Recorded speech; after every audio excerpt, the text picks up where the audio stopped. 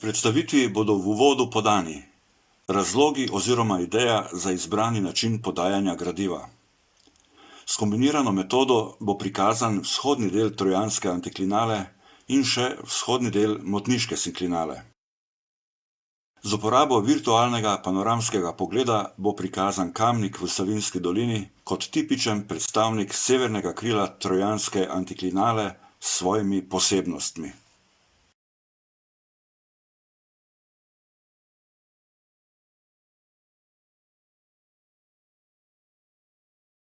Posavsko hribovje je zaradi svojih geoloških in geomorfoloških značilnosti izbrano namensko. Težišče današnjih prikazov pa je postavljeno v njegov severni del. Pravzaprav sam začetek te uvodne zgodbe sega v Celjsko kotlino, natančneje v spodnjo Savinjsko dolino, ki se na svojem južnem delu tesno stika s severnim delom Posavskega hribovja, po katerem je speljano več kot 2/3 priljubljene savinjske planinske poti. To izrazito hribovito in pohodniško razvito območje v sebi skriva vrsto zanimivosti in posebnosti, ki večini pohodnikov niso znane. Na razdalji skoraj 40 kilometrov med Trojanami in Šentjurjem na vzhodu planinske poti vodijo po trojanski antiklinali oziroma po njenem osrednjem delu in po dolomitnih ali apnenčastih vršacih njenega severnega krila. Z namenom publiciranja geološko-geomorfoloških posebnosti in številnih značilnosti obravnavanega območja, predvsem pa zaradi čim bolj nazornega prikaza in podajanja poljudne razlage, je bilo za prikaz izbrano orodje Google Earth. Objava prispevka pa je stekla na spletnem portalu YouTube. Google Earth ima številne funkcije. V današnji predstavitvi pa bo težišče na manj izpostavljeni, vendar stališča nazornosti na izredno koristni možnosti izdelave panoramskih fotoposnetkov in panoramskih videoprikazov s tem virtualnim globusom.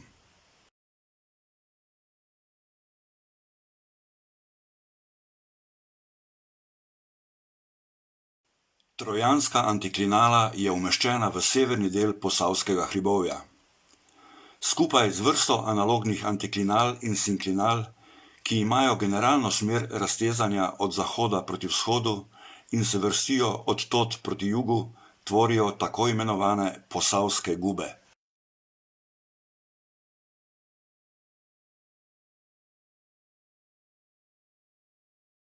Z višine 100 kilometrov se spustimo v območje Trojan.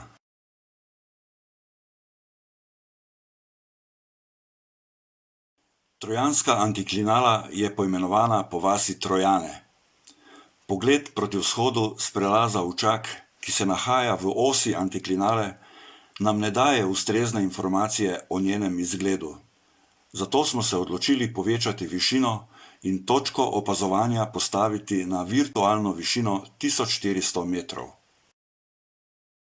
Z virtualne višine 1400 metrov vidimo več. Z leve in desne strani Čemšeniške planine se pokaže nekaj nižje hribovje, vendar Čemšeniška planina s svojimi 1205 metri kot najvišja v antiklinali odkriva le mrzlico v daljavi. Točko virtualnega opazovanja zato postavimo še višje, na 7700 metrov. Z izbrane virtualne višine brez pojasnil takoj zaznamo široki privzdignjeni sistem, to je antiklinala. Dobro je viden osrednji, navzgor napet del sistema. Jasno sta zarisana bočna privzdignjena podsistema, to sta severno in južno krilo. Opazimo, da deli sistema niso enoznačni, pa kljub temu tvorijo sistem. Poleg omenjenih opažanj lahko vzdolž privzdignjenih bokov sistema zaznamo relativno ozke, nižinske, vdolbljene povezane predele, to so sinklinale, ki se na svojih posameznih zunanjih delih naslanjajo na manj izrazita slemena. Vsi elementi, katere smo zaznali na prvotnem ogledu posnetka območja z virtualne višine 7700 metrov, bodo v nadaljevanju dobili svoje strokovno ime. Trojanska antiklinala kot celota. Njen osrednji del. Njeno severno krilo in južno krilo antiklinale. Motniška sinklinala in laška sinklinala. Za ilustracijo je na kraju dodan še presek na črti Tabor, Brložen, Kukla, ki prikazuje geološko sestavo zemljišča, kakor tudi strukturo trojanske antiklinale med obema sinklinalama.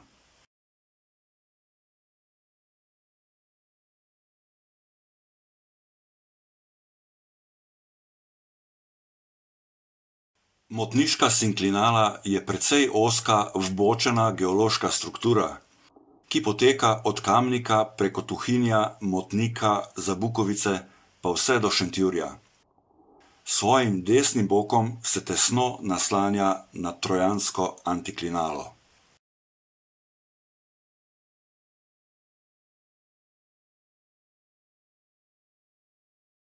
Podrobneje si bomo ogledali njen vzhodni del z začetkom v višini Prebolda.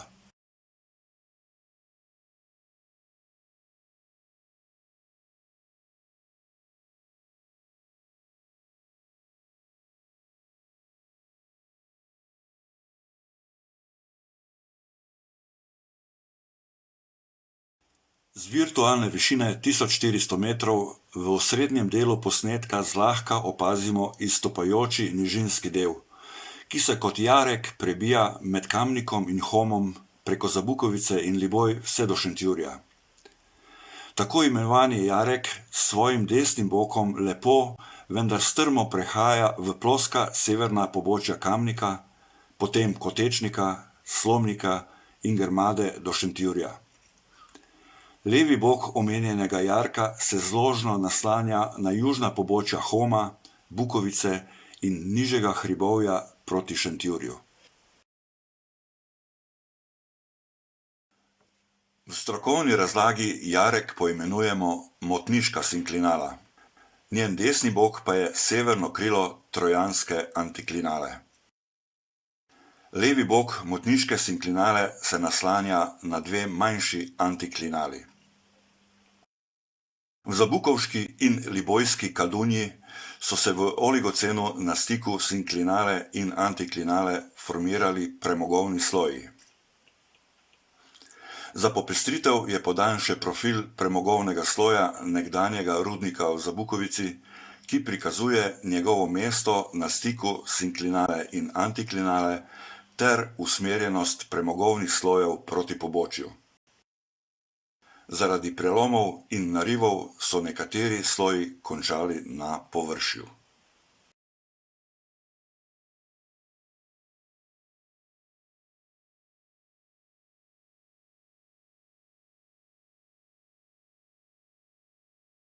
Strokovno razlago lahko v našem primeru obogatimo s prikazom aktualnega območja na osnovni geološki karti in podamo še ustrezen komentar.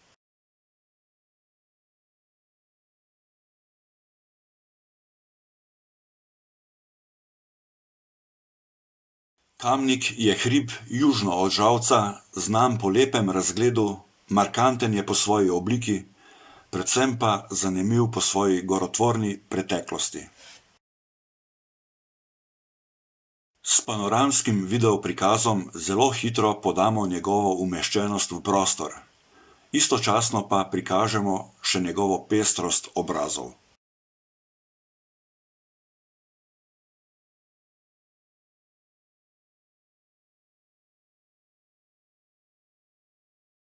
Na Kamnikovo plosko severno pobočje se naslanja motniška sinklinala, ki jo nekateri avtorji imenujejo tudi Libojska. Obkrožajo ga nekaj nižji razgledni Hom, z juga pa dva tisočaka, Mrzlica in Gozdnik.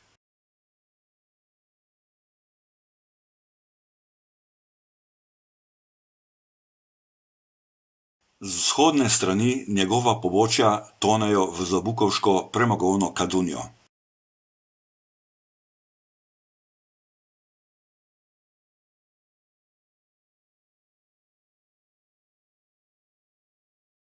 Skoraj premočrten greben se z malega vrha zlagoma dviga do velikega vrha Kamnika. Kamnik je edini predstavnik apnenčastega oziroma dolomitnega zidu v severnem krilu trojanske antiklinale, ki geološko sestavo očitno kaže tako z južne, kakor tudi svoje severne strani. Prav to dejstvo v sebi skriva eno od največjih posebnosti Kamnika. Severna pobočja Kamnika so strma, ploska in skladna. Južna pobočja pa so neskladna. Kamnikov greben je razcepljen ter prepaden severne in južne strani. Ravno razcepljenost grebena in prepadnost severnega pobočja, ki bi po pričakovanju zaradi svoje skladne lege moralo biti celovito do samega glavnega grebena, nakazuje na neki dogodek, ki se je pripetil v davni geološki preteklosti Kamnika. Že sam ogled obravnavanega območja v Google Earthu iz različnih pozicij odkriva, da se je na širšem območju severnega pobočja Kamnika zgodil zdrs večjega dela zgornje plasti masivnega apnenca. Z zdrsom je nastal stranski in nižji greben, ki se stopničasto dviguje proti velikemu vrhu in približuje glavnemu grebenu, vendar ga ne doseže.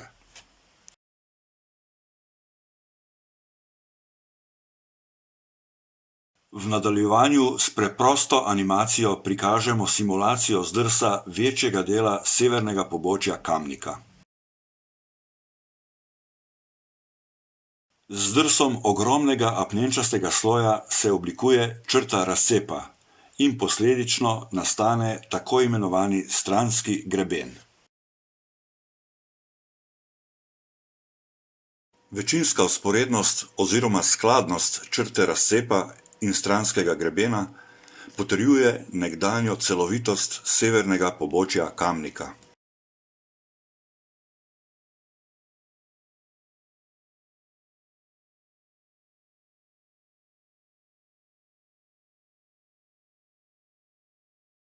Ob koncu predstavitve si oglejmo Kamnik še v ortofoto projekciji.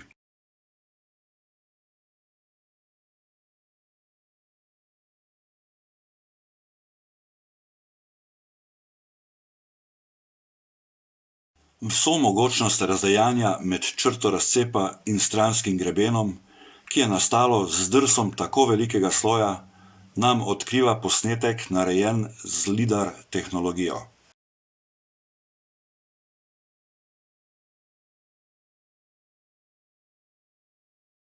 V zgornjem delu posnetka, ki je pravzaprav severno podnožje Kamnika, vidimo, da je zaradi zdrsa plasti prišlo do potiskanja in kopičenja materiala v njegovem podnožju. Da je apnenčasti sloj v območju velikega vrha tanjši, v območju malega vrha pa veliko debelejši, lahko iz LIDAR prikaza zaključimo po večji količini razsutega materiala v severovzhodnem podnožju Kamnika.